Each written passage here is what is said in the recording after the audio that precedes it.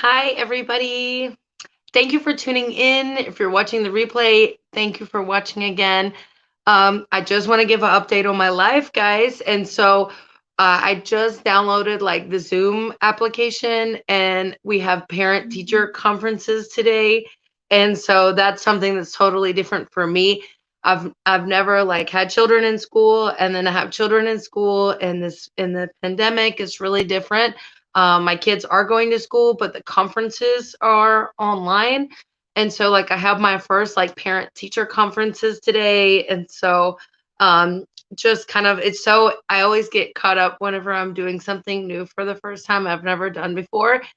I was doing that, and I just wanted to talk about the week, talk about what's been going on. It's been the kids have been here for like 3 weeks.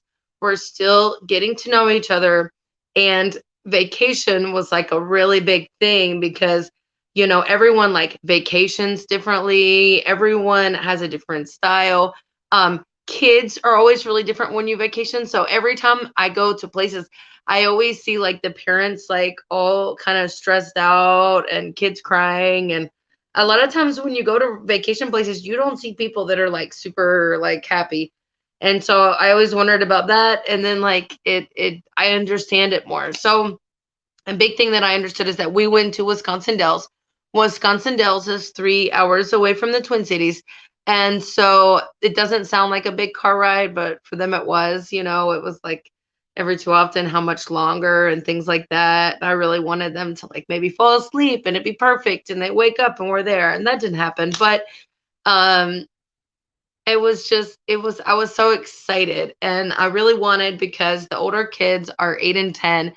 And so I really try to treat them a little older than what they are, and I try to be like adult with them. And I just told them for like several days, like, this is what you need because when I go on vacation or a party, like, I plan. Like, I'm the one that has the seven horns, like, all the extra stuff. Just bring it all out. And so that's me, right? That's my type.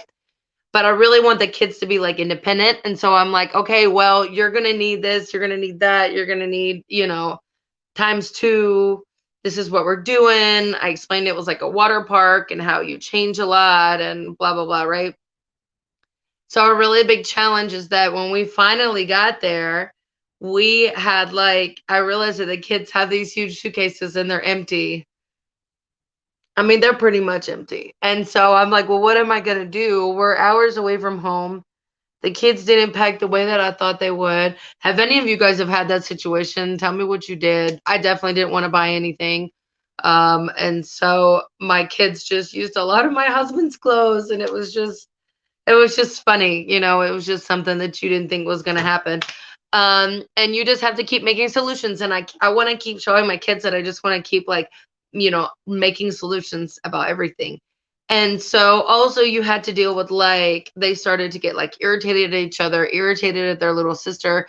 And I had to like check them, and be like, hey, what's going on? Let's talk about it. They're still getting used to like, because they've been so tight. They're 2 years apart.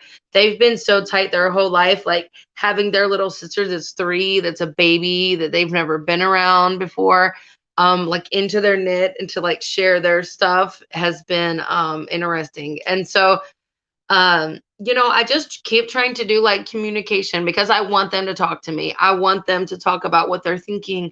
I want them to tell me if they don't like something that's done either. There's been a few times I've like assumed something, and they tell me, and then I'm like, that's why I love that we have communication. So I'm trying really hard to still get to know them. It's nice because some things like they're picky on food, supposedly, but they're trying all tons of new things with me and they like it. And I like that they're trying stuff. And speaking of food, guys, holy moly, vacation was a nightmare for me to eat. Like I was literally like starving almost the whole time. I just had that empty stomach feeling, and like even if you ate something it was like a salad and you were like, this is not doing it because gluten free on in a gas station is almost impossible. Eating gluten free in resorts and things like that, super super hard. And so I mean I even made a huge mistake. Like we had just got to Wisconsin Dells.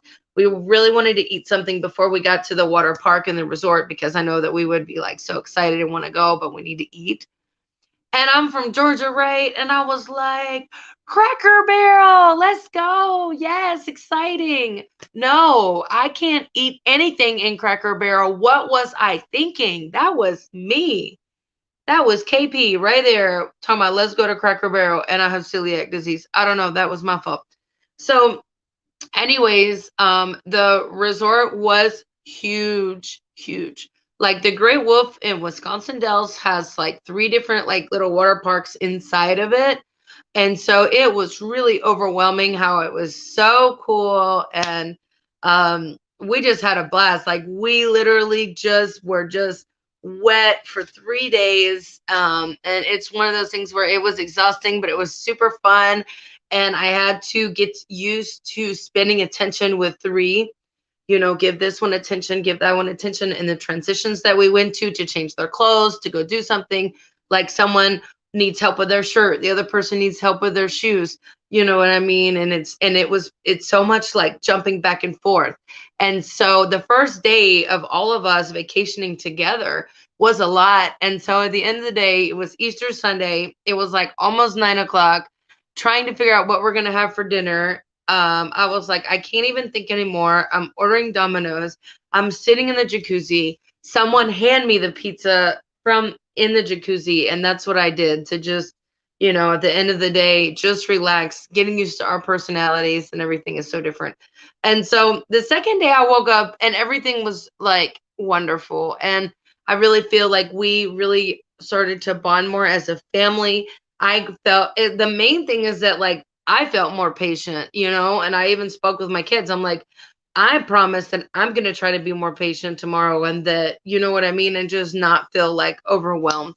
And so I wasn't expecting to have that feeling, but I'm so glad that it just take a little bit of time for us to get our groove. And something else that's been really interesting is that my husband is getting to know them. They don't know my husband.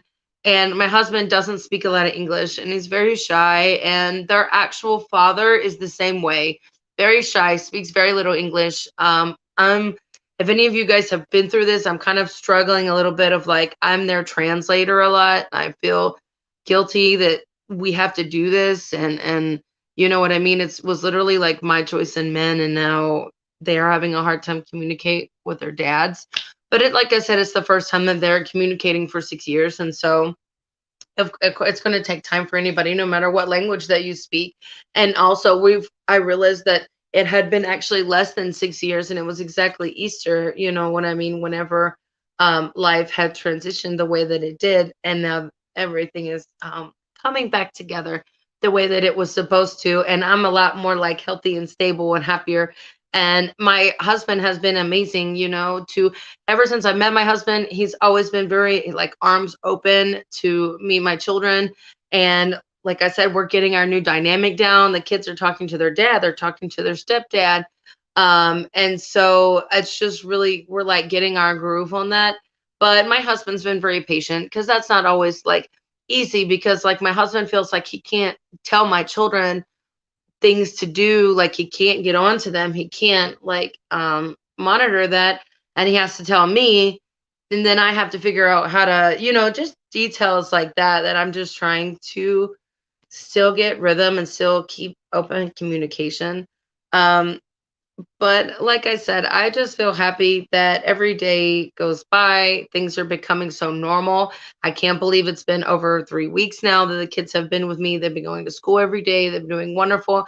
I'm trying to get my groove, like with going to work and like, y'all, the big deal is that I don't know, like I get out of work late to close the restaurant. The kids got to get up and go to school the next day. So you got to like run and grab them and bring them home and you want to hang out with them. You want to talk to them. They have to go to bed is like struggling. Like I'm just really ready for summer. So that can, be over with. But in the meantime, I'm just proud of them for being in school online for over a year and now waking up every day and going with kids is fun. I had another experience today I've never had. As I told you, I've never been a mother of kids in school, and the kids woke up late and they have this thing where with coronavirus you can't even go in the school. They lock it down, blah blah blah. And so I had to like wake up, get my toddler ready, go to school with my son and like sign him in and blah blah blah. Sorry I'm late. Like I didn't even know how to handle that situation, guys. I don't even know. I'm trying to figure out how to do this parent teacher conference in an hour online. I didn't know what to do when the kids were late. And these kind of things, they trigger me because I just remember that I haven't been there, and so now I'm learning and it just feels like late, but I just want to continue to find the right solutions at the right moment, keep my calm, enjoy the moments, and, just remain blessed. I keep telling my husband it's the best moments of my life, the best time of my life. So I just want to be appreciative for everything. I'm appreciative to all of you on YouTube. Thank you so much for just letting me giving you an update. Right now, I'm just really focused on my family. But I thought just kind of a 10-minute update on our trip and on our transition in life, and reach out to me, guys, if you've ever been in this situation. And so yeah, I hope you're having a wonderful day, and I will see you guys later. Thank you for watching.